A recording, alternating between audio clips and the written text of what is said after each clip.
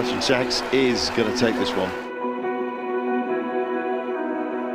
Shanks is pulling away. Shanks is too strong. But believe me, gold is going to New Zealand.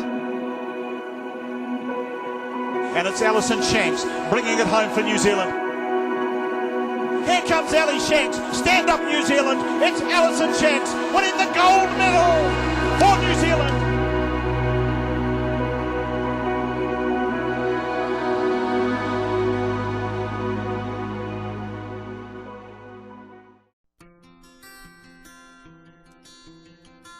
Yeah, I actually got into cycling I came from netball. So my first sport was netball. I spent a lot of time sitting on the bench though, and I got really sick of this. And so I used to go out on my bike and ride up over the Otago Peninsula and over the hills to vent my frustrations of sitting on the netball bench.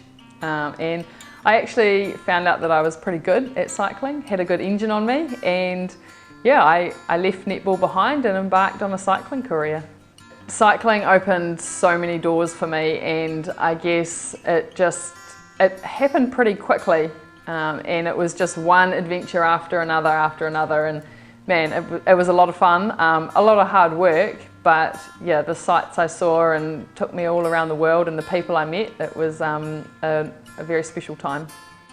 Yeah, there's a huge amount of training that you have to put in. You definitely live it, like you have to live it. And I don't know, when you say the word sacrifice, I don't really see it as a sacrifice. I think you have choices in life, and you know, if you view what you're doing as a sacrifice, then I think you're in it for the wrong reasons and the wrong motivations. So for me, it was having that choice, and you have to have that desire to really want to win, because the training days are hard, the work and the hours you have to put in are really hard work, and if you don't want that end result enough, then you know, you're not going to make it.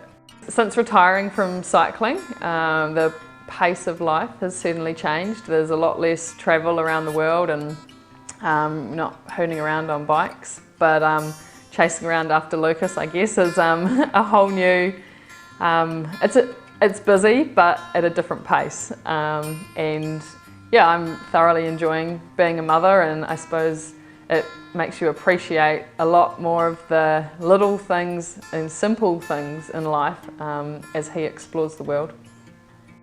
I've learnt a lot of my nutrition knowledge and I guess habits from Mum. She was always a stickler for making sure we had our meat and 3 veggies every night, including the greens. You had to make sure you had your greens. She also used to love trying to feed us liver, hiding it in the casseroles, and it is something that I just cannot pass on. I'm sorry, I've tried cooking the liver and it was bad. But yeah, I think more so the green vegetables is a big part of the meal. I feel guilty actually when I sit down and have a meal without some form of green in it, and Craig always gives me a bit of stick, I guess. He's like, you know, we don't have to have it every single night, but in my mind it's something that, yeah, Mum brought us up with, that you have to have some greens every meal.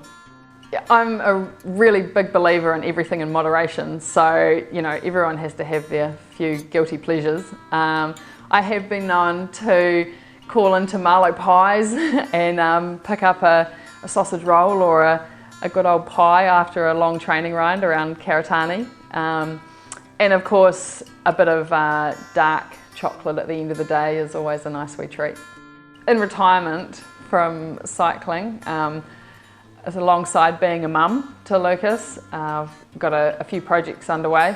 I've set up my own business. It's called AS Performance Projects, and I've delved into the governance world. So currently sitting on the board of directors for Cycling New Zealand, as well as High Performance Sport New Zealand.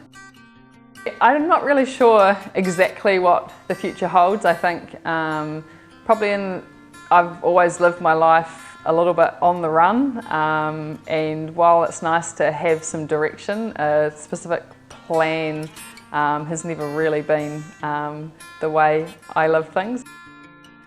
Right now it's all about being a really good mum to Lucas, and that family life is so important I think as you get older, you appreciate what you had as a child and the life experiences that my parents gave me. And so I guess my main focus right now is to give that to Lucas as well.